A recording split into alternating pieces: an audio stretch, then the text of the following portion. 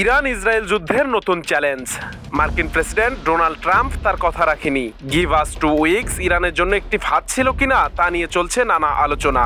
ইরানকে গত বৃহস্পতিবার সময় বেঁধে দিয়েছিলেন ট্রাম্প। নিজেদের পারমাণবিক স্থাপনাগুলোর উপর যুক্তরাষ্ট্রের সম্ভাব্য হামলা এড়াতে তেহরান যেন আলোচনায় বসে। কিন্তু সেই সময়সীমা 2 সপ্তাহ নয়, 2 দিন না যেতেই ইরানের 3 পারমাণবিক স্থাপনা ফার্দো, নাতানজা এবং ইস্পাহানে হামলা করেছে যুক্তরাষ্ট্র।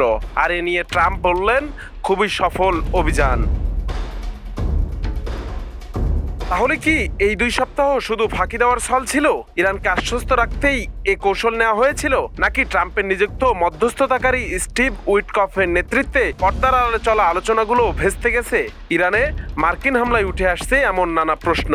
ইরানে মার্কিন হামলার খবর জানিয়ে সামাজিক যোগাযোগ মাধ্যমে ট্রাম্প লিখেছেন, এটাই শান্তির সময়। ট্রাম্পের এই বক্তব্যকে নিছক আশাবাদী এক মন্তব্য বলে মনে করছেন বিশ্লেষকেরা। কারণ ইরান আগেই হুঁশিয়ারি দিয়েছে, যুক্তরাষ্ট্র যদি ইসরায়েলের সঙ্গে মিলে তাদের সার্বভৌম ভূখণ্ডে হামলা চালায় তবে তার জবাব দেবে তারা।